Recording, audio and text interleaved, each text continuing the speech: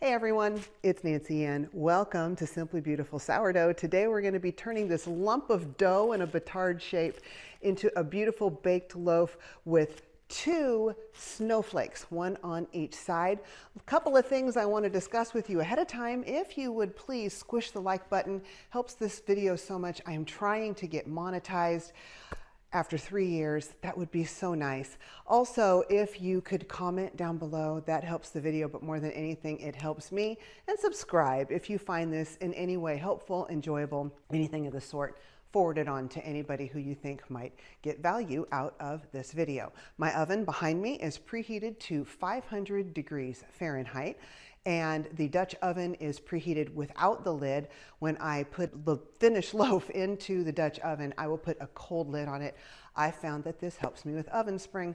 Also, affiliate links to all the products that I am using during this video will be in the description box below. Okay, that's it. Let's get into scoring. This loaf is about 500 grams of flour. 20% of that is whole wheat. It's about 72% hydration, or I believe 360 grams of water, 2.5% salt. So I'm going to first of all put my bread sling on this. Not all of these tools are necessary. I just have them for convenience, and I have accumulated them over the past 7 years or so of making sourdough.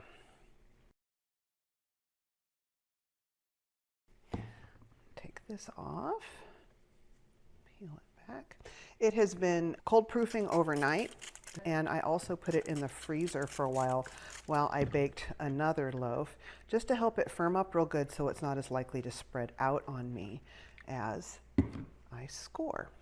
This is bread flour. I'm putting it on there to make the design stand out. It will wind up making my loaf look pretty much white, but I don't want to lose my design, so I go ahead and I put bread flour on my loaves almost every single time I score. Let me get it kind of thick there on the top, and I'm going to use my hands just to push it down on the side because it's really hard to sprinkle on the sides. All right, that's pretty good. I'm going to take this little brush and go to the sink and brush off the excess flour that's on the mat. You don't have to use rice flour for that. You can use regular flour, but it won't stay as white as it bakes. Get them. This is where I'm going to do my main score here, right down the middle. That lets me know where to put my two little, oven's hot, of my two little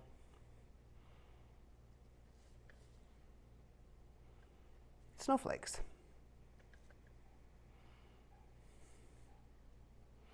Somebody told me when I did a snowflake loaf last year that snowflakes have 6 prongs. I was like, oh, okay, I didn't know that. So I'll make this one with 6 prongs, and thank you to whoever said that.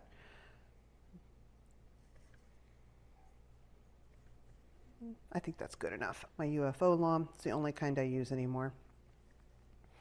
Now, the scores that go this way are going to split open first, so I'm going to work with the scores that aren't going lengthwise since the tension is going this way, just so I have as much time to work with this score as possible.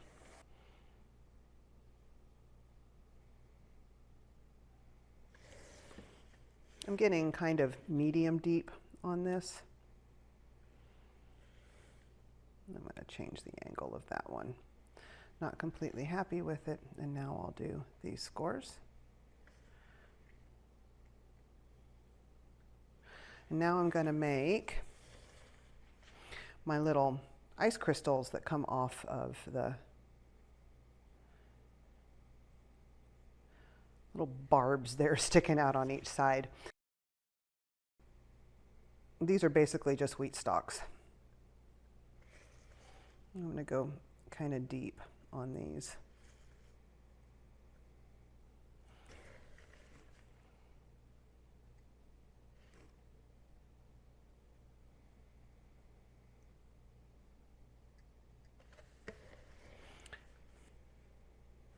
It's hard for me to show you this, and I'm sorry.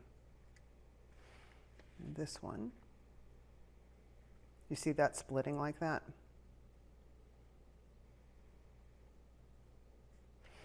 Trying to move a little bit quick.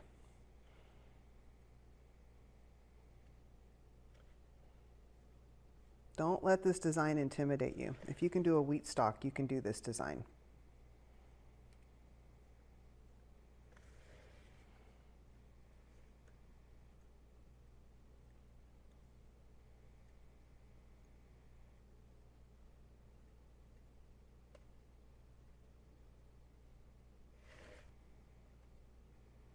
Whoops, should have turned that more towards me. I was trying to make it so you could see it.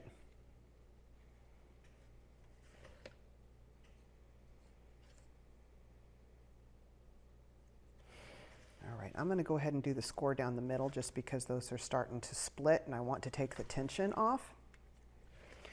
But I am going to come in now with my skewer and I'm going to take the sharp end and I'm just going to do some poking up around the border of my snowflakes.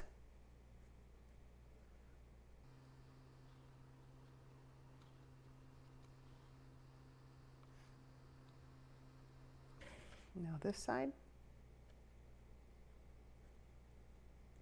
Kind of need to put these deep down in there or else they won't show up. They can fill in while the bread bakes.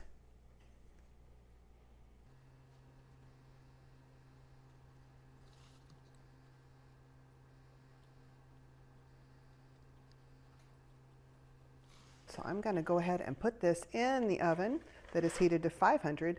I'm going to lower the temperature down to 425, bake it for 40 minutes, and I will show you what that looks like before we put it in uncovered for the final bake. Popping back in, I'm going to deepen this score here, and I'm going to actually come in at an angle in a hope to get an ear, maybe even a double ear on each side. I'm going in nice and sideways on this. So we'll see how that turns out. All right, now I'm going to put that cold lid on top of the hot Dutch oven and let her go for 40 minutes. All right, let's take a peek at how our double snowflake loaf turned out. Little puff of steam here. Oh, it's pretty. The snowflakes split just a little bit more than I would have liked it to, but still, it looks like a snowflake. Overall, I'm happy.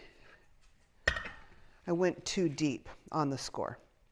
So learned a lesson there, but I'm still going to go ahead and put this in the oven. I'm going to let it brown for 20 minutes, still at 425 degrees, and I will see you with the final finished product. I dipped my hands with the finger gloves in the water, so I can't hold it with them. And this loaf is hot, but I'm overall happy. I wish that wouldn't have split quite so much. A shallower score right there would have been better. I think this one maybe looks just a little bit better.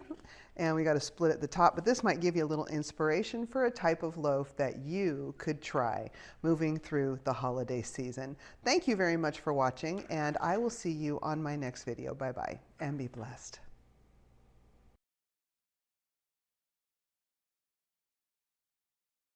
Today we're going to be turning this batard into a 2 snowflake. Let me try again.